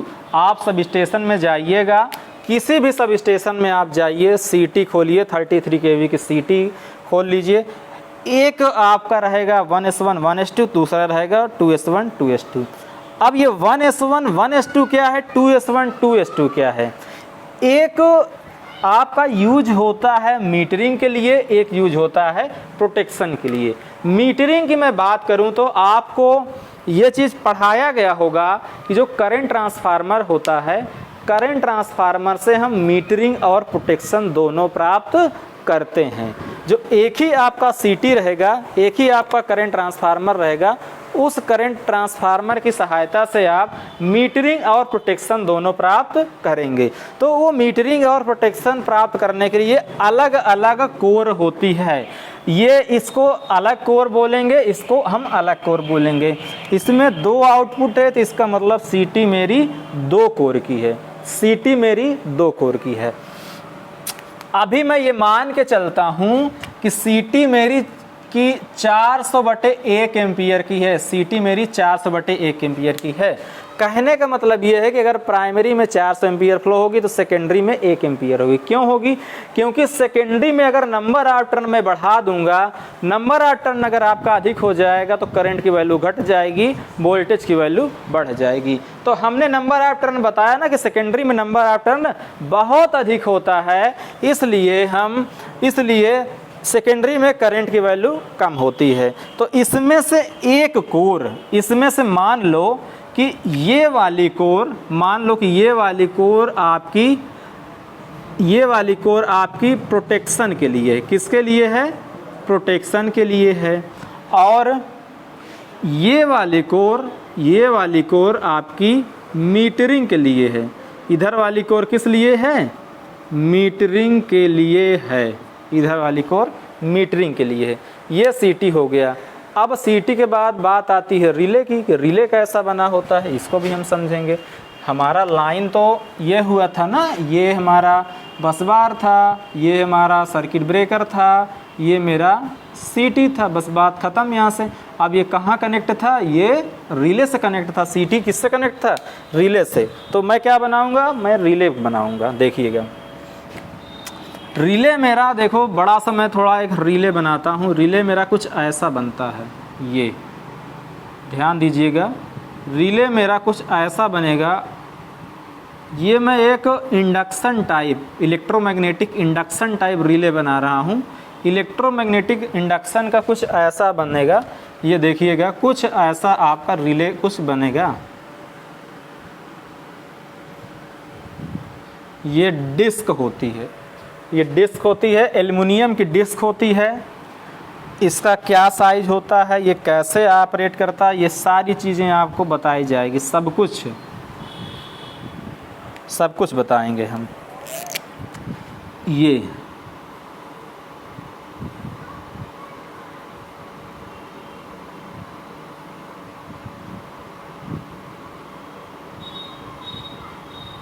ये कुछ ऐसा बना रहेगा।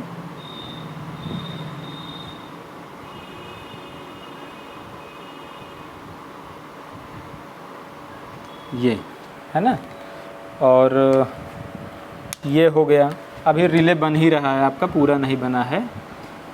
यहाँ देखिएगा ये रिले, ये एक तरीके का जो इंडक्शन मोटर नहीं होता है, इंडक्शन मोटर में आपको रोटर को घुमाने के लिए 2 फ्लक्स की ज़रूरत पड़ती है। तो कुछ ऐसा इसमें भी हम लोग करते हैं कि हमारा 2 फ्लक्स बन जाए। तो एक फ्लक्स तो हम कुछ ऐसा बना लेते हैं। देखिएगा, या तो मैं ये कहूँ कि सीटी का जो एक कोर है वो मैं कुछ ऐसा कनेक्ट करता हूँ। यहाँ से ध्यान दीजिएगा, ये यहाँ गया, ये यहाँ गया, ठीक है। आपको ऐसा समझा दे रहे हैं, ये कुछ ऐसा जाएगा। एक सेकंड, सॉरी, एक सेकंड, अभी थोड़ा सा हमको स्पेस की और ज़रूरत पड़ेगी। हाँ,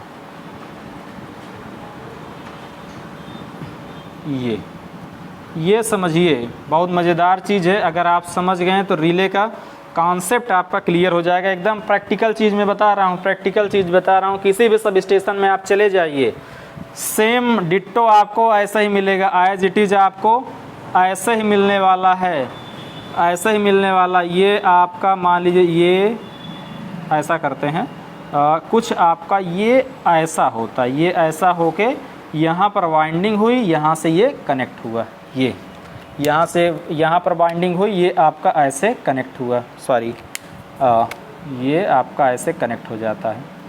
यहाँ से तो मान लीजिए एक फ्लक्स बनेगा φ1, ठीक है, यहाँ से एक फ्लक्स बनेगा। लेकिन ये डिस्क तब तक नहीं घूमेगा, हमको डिस्क घुमाना है। और हम डिस्क क्यों घुमा रहे हैं अभी आपको पता चल जाएगा कि मैं डिस्क घुमा क्यों रहा हूँ।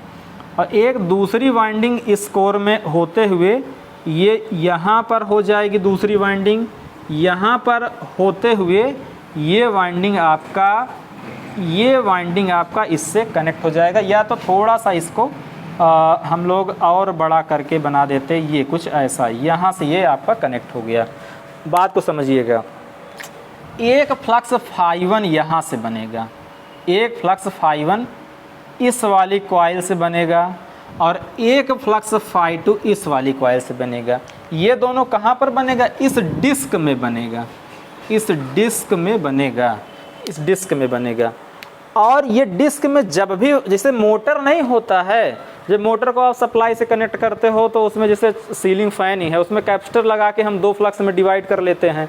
तो 2 फ्लक्स हो जाता तो रोटेटिंग फ्लक्स मेरा बन जाता, तो वो क्या करता है, मोटर के रोटर को हमारा घुमा देता है, तो मेरा पंखा चलने लगता है। तो इसी तरीके का खेल यहाँ पर ही, जब यहाँ पर ये डिस्क एक तरीके का मान लीजिए रोटर हो गया और ये वाला पार्ट आपका मान लीजिए ये आपका स्टेटर हो गया। एक फ्लक्स ये है, एक फ्लक्स ये φ1 और φ2। जब ये इसको घुमा देगा, जब ये इसको घुमा देगा तो इस क्या हो जाएगा, रिले मेरा ऑपरेट हो जाएगा। कैसे ऑपरेट होगा ये भी आपको अभी समझ में आएगा, चिंता करने की कोई बात नहीं, यहाँ तक आप समझिए। अच्छा, इस कंडीशन में आप बताइए, अगर मैं सर्किट सीटी से सप्लाई मान लीजिए करंट फ्लो होगी, करंट अगर सीटी से फ्लो होगी तो इसके सेकेंडरी में भी तो एक करंट फ्लो होगी। अरे सेकेंडरी का ये प्राइमरी में ऐसे जा रही, ये ऐसे वापस हो जा रही। अगर इसमें ऐसे जा रही तो इसका मतलब सेकेंडरी में इस डायरेक्शन में करंट फ्लो होगी। सेकेंडरी में मेरी इस डायरेक्शन में करंट फ्लो होगी, सेकेंडरी मेरी इस डायरेक्शन में होगी। कहने का मतलब ये है कि ये इस डायरेक्शन में करंट फ्लो होगा और ये इस डायरेक्शन में करंट फ्लो होगा। इतनी बात समझिएगा। अभी ये वाला मेरा जो मीटरिंग वाला ये ओपन है, ये लेकिन ओपन नहीं रहेगा, ये भी अभी आपको कनेक्ट होता हुआ दिखाई देगा। अब आप ये बताओ, जैसे मान लो मैं इसमें लोड कनेक्ट कर दूं, जैसे मान लो कि मैं ये लोड कनेक्ट कर दूं, तो अगर इस लोड से करंट फ्लो होगी तो इस सीटी के सेकेंडरी में करंट फ्लो होगी। सीटी के सेकेंडरी में करंट फ्लो होने का मतलब कि इस रिले कॉइल में करंट फ्लो होगी, और अगर इस रिले कॉइल में करंट फ्लो हुई तो ये डिस्क मेरा घूम जाएगा, या तो मैं कहूँ रिले मेरा ऑपरेट हो जाएगा। अभी आप ये मतलब समझो, रिले ऑपरेट होने का मतलब रिले ट्रिप करा देगा। कैसे ट्रिप कराएगा अभी हम बताएंगे, लेकिन अभी आप केवल इतना समझो कि रिले मेरा ऑपरेट कर जाएगा। अगर इसके कॉइल में करंट फ्लो हुई तो रिले मेरा ऑपरेट कर जाएगा। अब यार ये समझो कि चाहे मेरा फॉल्ट आया हो और चाहे फॉल्ट ना आया हो, करंट दोनों कंडीशन में फ्लो होगी। बस ये है कि फॉल्ट नहीं आएगा तो नॉर्मल करंट फ्लो होगी, फॉल्ट आ जाएगा तो ज़्यादा करंट, एक्सेसिव करंट फ्लो होगी। लेकिन यहाँ पर तो रिले मेरा पहचान ही नहीं पा रहा है कि कौन सा फॉल्ट करंट है, कौन सा नॉर्मल करंट है। तो इसके लिए हम लोग एक लगाते हैं स्प्रिंग। इसके लिए हम लोग एक स्प्रिंग लगाते हैं, स्प्रिंग कंट्रोल। एक हम लोग क्या लगाते हैं, स्प्रिंग कंट्रोल लगाते हैं। एक मेरा ऐसे ये स्प्रिंग लगा होता है। होता क्या है, जो डिस्क है होगा क्या, वो जैसे मान लीजिए ये डिस्क है, ये ऐसे घूम रहा है, ठीक है, ये ऐसे, ये मान लीजिए मेरी डिस्क है, ये आपकी मान लीजिए डिस्क है। तो अगर मेरा जो मूविंग टार्क है, अगर मेरा मूविंग टार्क है या मूविंग टार्क है या ऑपरेटिंग टार्क है या डिफ्लेक्टिंग टार्क है, तो ये ऐसे घुमाएगा तो स्प्रिंग मेरा कंट्रोलिंग टार्क ये कुछ ऐसे देगा। डिफ्लेक्टिंग टार्क मेरा इस डायरेक्शन में रहेगा, कंट्रोलिंग टार्क मेरा इस डायरेक्शन में रहेगा। कहने का सेंस ये हुआ कि डिफ्लेक्टिंग टार्क या ऑपरेटिंग टार्क मेरा दूसरे दिशा में रहेगा, कंट्रोलिंग टार्क मेरा दूसरे दिशा में रहेगा। बात को समझिएगा। तो यहाँ से एक चीज़ ये निकल के आई कि स्प्रिंग भी मेरा यहाँ पर काम करता है, स्प्रिंग मेरा यहाँ पर काम करता है। और ये स्प्रिंग किस लिए होता है, कंट्रोलिंग के लिए होता है। अगर यहाँ से TC is greater than TD, मतलब स्प्रिंग के कारण जो बना टार्क वो अधिक है किससे, डिफ्लेक्टिंग टार्क से। डिफ्लेक्टिंग टार्क किसके कारण हुआ, जो सीटी में करंट फ्लो हुई और वो सीटी के सेकेंडरी से जो रिले में करंट फ्लो हुई वो वाला बनाता है TD। तो अगर TC की वैल्यू TD से अधिक होगी तो आपका रिले का डिस्क नहीं घूमेगा, रिले का डिस्क नहीं घूमेगा। अगर आपका TC लेस देन होगा TD से तो क्या होगा, रिले ऑपरेट हो जाएगा। क्या हो जाएगा, रिले ऑपरेट हो जाएगा। मतलब कि डिस्क इसकी घूम जाएगी। डिस्क घूमेगी तो होगा क्या, अभी आप केवल इतना समझो कि रिले ऑपरेट हुआ मतलब ट्रिप कर गया। तो अगर आपका TC की वैल्यू TD से कम हो गई, TD देखो TC क्या है, स्प्रिंग है, स्प्रिंग तो कांस्टेंट टार्क रहेगा। स्प्रिंग तो अलग से भाई एक स्प्रिंग हमने लगा दिया, वो कांस्टेंट रहेगा। अब हमको बढ़ाना किसको है, TD को बढ़ाना है। हम TD को ही चेंज कर सकते हैं, TC मेरा फिक्स है। अब ये है कि बहुत ज़्यादा स्प्रिंग क्या है, आप देखो, आप स्प्रिंग को खींचते हो तो शुरू में कम फोर्स लगता है, लेकिन और ज़्यादा टाइम में ज़्यादा फोर्स लगता है, ठीक है। तो लास्ट में थोड़ा सा चेंज आ सकता है, लेकिन आप ये मान सकते हो कि TC मेरा कांस्टेंट है, TD ही मेरा चेंज होता है। और TD किसके अनुसार चेंज होता है, ये CT के करंट के अनुसार चेंज होता है। TD किसके अनुसार चेंज होता है, TD CT के करंट के अनुसार चेंज होता है। और एक चीज़ यहाँ पर और ऐड कर लीजिए, हम रिले की सेटिंग ऐसे करते हैं, या मैं ये कहूँ रिले का मैं डिज़ाइन ऐसे करता हूँ, रिले की मैं सेटिंग ऐसे करता हूँ कि अगर मेरा नॉर्मल कंडीशन वाली करंट फ्लो हो, नॉर्मल कंडीशन का मतलब मैं ये मान के चल रहा हूँ कि अगर मेरा 400 एम्पियर तक करंट फ्लो हो तो इसमें कितना करंट फ्लो होगा, 1 एम्पियर करंट फ्लो होगा। ध्यान दीजिएगा, अगर यही करंट अगर 800 हो जाती तो यही करंट कितना हो जाती, 2 एम्पियर हो जाती। 2 एम्पियर हो जाती। और ये जो 800 एम्पियर क्या प्रदर्शित कर रहा है, ये प्रदर्शित कर रहा है कि ओवर करंट हो रहा है, और ये प्रदर्शित कर रहा है कि ओवर करंट फॉल्ट है। या तो मैं कहूँ ये कहीं ग्राउंड से कनेक्ट हो जाए, तो ये इसमें मैं ग्राउंड से कनेक्ट होने पर कितना फॉल्ट करंट फ्लो हो रहा है, 800 एम्पियर। तो इसके सेकेंडरी में कितना फ्लो हो रहा है, 2 एम्पियर। 2 एम्पियर यहाँ आया। तो जब तक जो मेरा रेटेड लोड था वो 400 एम्पियर था, तो तब उस कंडीशन में कितना फ्लो हो रहा था करंट, 1 एम्पियर। जब तक यहाँ पर 1 एम्पियर करंट फ्लो हो रहा था, जब तक इसमें 1 एम्पियर तक करंट फ्लो हो रहा था, तब तक रिले मेरा ऑपरेट नहीं करता था। मैं ये कह सकता हूँ कि 1 एम्पियर की कंडीशन में टीसी बराबर टीडी की कंडीशन होती थी, टीसी बराबर टीडी की कंडीशन होती थी। लेकिन अगर यहाँ पर फॉल्ट आएगा तो करंट की वैल्यू बढ़ेगी।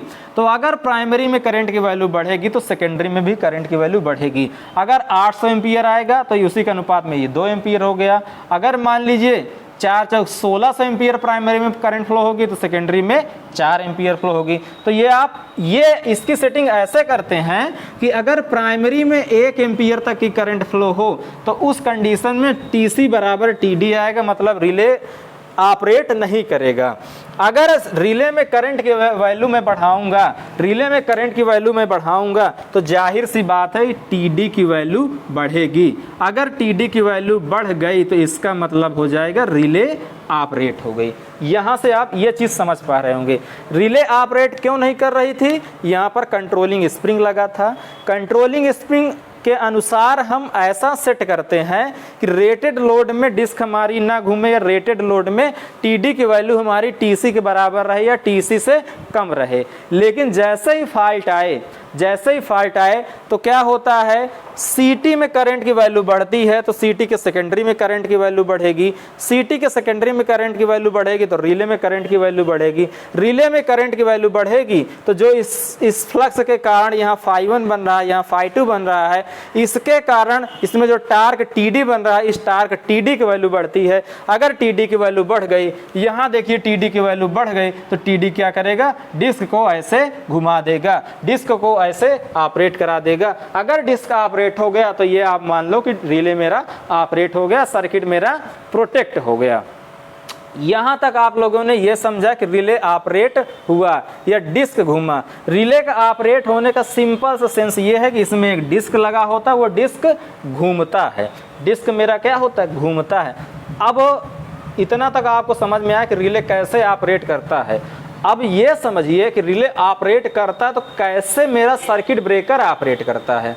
अभी तक मैं ये बोल रहा था आपको कि आप ये मान के चलिए कि रिले मेरा ऑपरेट कर गया तो सर्किट ब्रेकर मेरा ऑपरेट कर गया। अब मुझे आपको ये समझाना है कि रिले मेरा ऑपरेट करता है तो सर्किट ब्रेकर कैसे ऑपरेट करता है, मुझे आपको ये समझाना है। तो फिगर का मैं कुछ पार्ट यही रखूँगा, कुछ पार्ट मुझे हटाना पड़ेगा, और वो पार्ट मैं हटा के आपको समझाने का प्रयास करता हूँ कि कैसे मेरा ऑपरेट करता होगा। जो चीज़ें आपको बताई जा चुकी हैं उसको आप ध्यान से रिमाइंड रखिए, ध्यान से अपने माइंड में रखिए।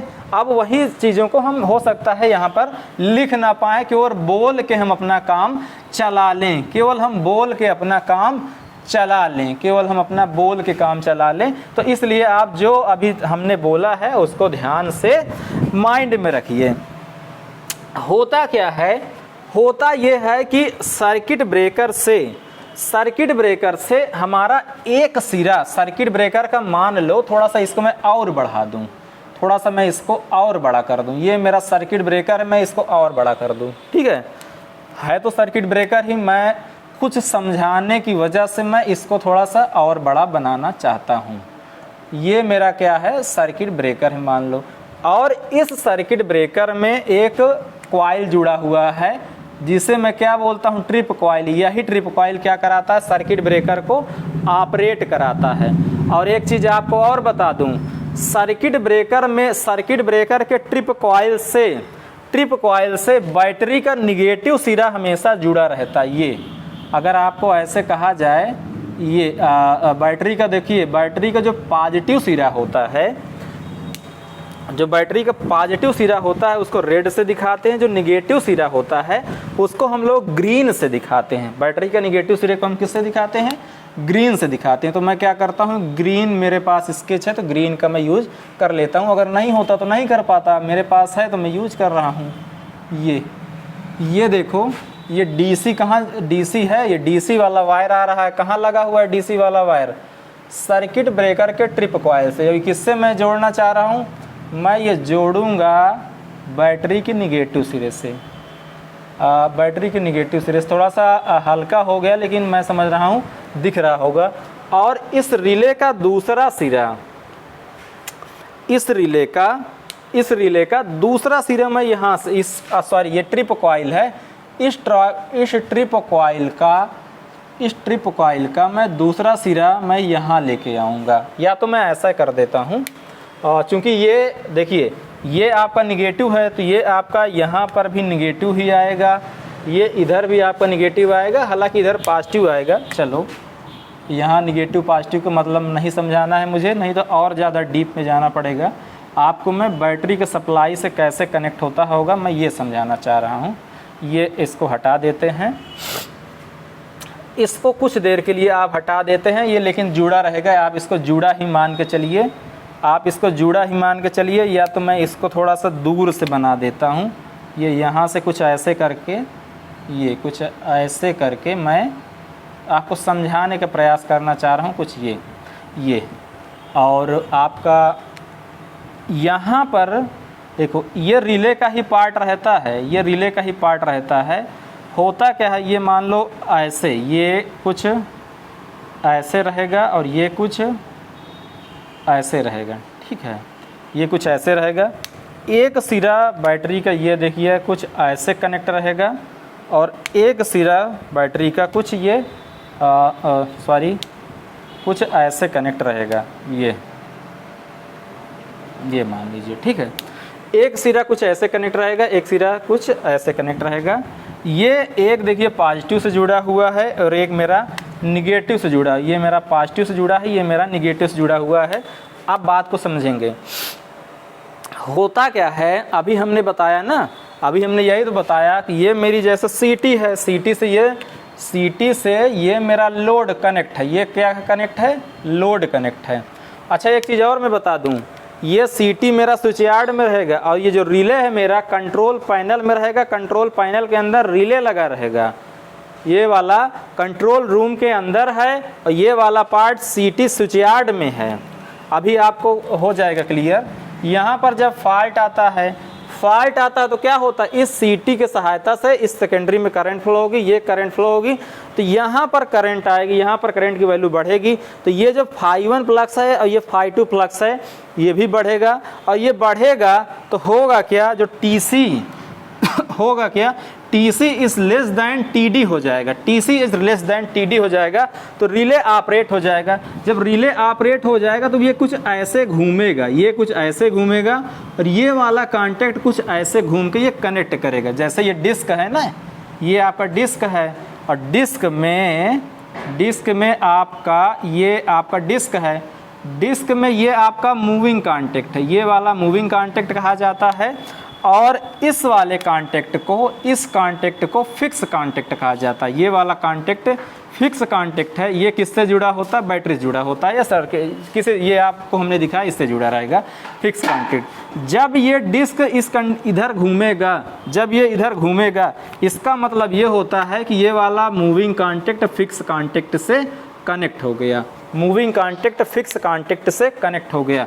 जब ये मूविंग कांटेक्ट ये वाला डिस्क से जुड़ा है तो ये वाला मूविंग है, ये जैसे घूमेगा ये क्या होगा, ये वाला इससे आएगा, इससे कनेक्ट हो जाएगा, ये वाला इससे आएगा, इससे कनेक्ट हो गया। जैसे ही इससे कनेक्ट हुआ, अब आप देखो जैसे इससे कनेक्ट हुआ, यहाँ से देखो डीसी सप्लाई कैसे जा रही है, पॉजिटिव हुआ, ये इधर निगेटिव आया, ये निगेटिव आया और ये हमारे ट्रिपिंग कॉइल में सप्लाई कनेक्ट हो गई। ये मेरे ट्रिपिंग कॉइल में सप्लाई कनेक्ट हो गई और जैसे ट्रिपिंग कॉइल में पॉजिटिव और निगेटिव आया, जैसे ही ट्रिपिंग कॉइल में हमारे पॉजिटिव और निगेटिव आया, वैसे मेरा सर्किट ब्रेकर ऑपरेट हो जाएगा।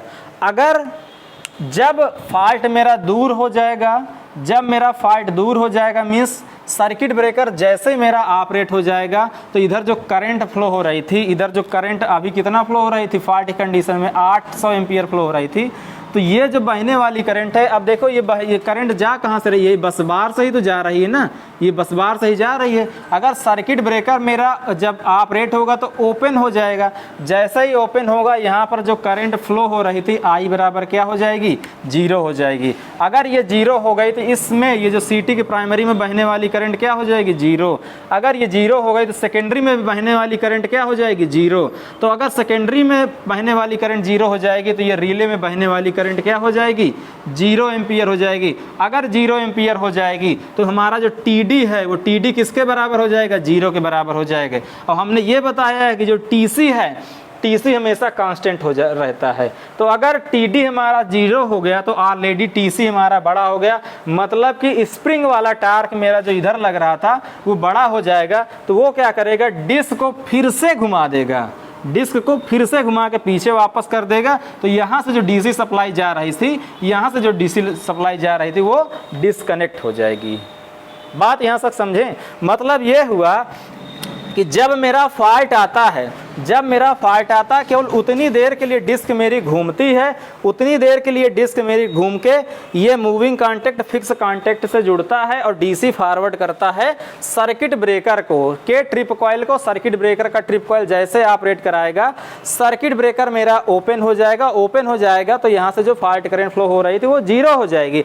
अगर 0 हुई तो सीटी के सेकेंडरी में बहने वाली करंट 0 हुई, और सीटी के सेकेंडरी में बहने वाली करंट 0 हुई तो रिले में बहने वाली करंट 0 हुई। अगर रिले में बहने वाली करंट 0 हुई तो इसका जो टीडी टार्क मेरा बन रहा था, ये टार्क मेरा 0 हो गया। और मैं आपको बताया हूं कि स्प्रिंग में टार्क हमेशा वो रहता, लगभग हम लोग कांस्टेंट मान लेते हैं, तो स्प्रिंग का तो टार्क बना ही रहेगा। तो अगर टीडी मेरा 0 हो गया, अगर यहाँ पर मेरा जो टीडी है, ये टीडी मेरा अगर अब 0 हो गया और टीसी मेरा उतना ही लगा है, तो क्या होगा, स्प्रिंग की टार्क अधिक हो जाएगी। तो स्प्रिंग क्या करेगा, फिर से डिस्क को पीछे घुमा देगा।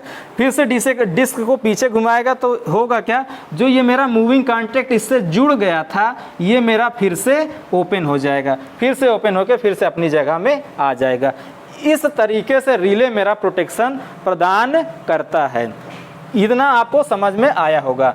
और आपको बता दूं, ये जो मेरा रिले का पार्ट है, ये जो मेरा रिले है, ये रिले किसी सर्किट, ये रिले किसी कंट्रोल रूम में लगा होता, किसी कंट्रोल रूम में लगा होता। जैसा कि आपको अभी पहले बताया गया था ना कि कंट्रोल रूम में आपका रिले लगा होता है। कंट्रोल रूम में क्या आपका लगा रहेगा, रिले आपका कंट्रोल रूम में लगा रहेगा। कंट्रोल रूम के अंदर एक कंट्रोल पैनल होता है। ये मान लीजिए बड़ा सा मैं बना रहा हूँ, ये बड़ा सा कोई कंट्रोल पैनल है। इस कंट्रोल पैनल के अंदर रिले भी लगा रहेगा और साथ ही ये कंट्रोल पैनल है, ठीक है। इस कंट्रोल पैनल के अंदर ये रिले है और इस रिले का कनेक्शन किसके द्वारा होता है, कंट्रोल केबल के द्वारा होता है, जिसको मैं क्या बोलता हूँ, पायलट वायर बोलता हूँ। और इसी कंट्रोल पैनल में ये है क्या, C&R पैनल है। इसी C&R पैनल में लगा रहता है हमारा ammeter, volt meter, energy meter, बहुत सारी चीज़ें होती हैं। वोल्ट मीटर के लिए पीटी की सप्लाई की कनेक्शन की ज़रूरत होगी।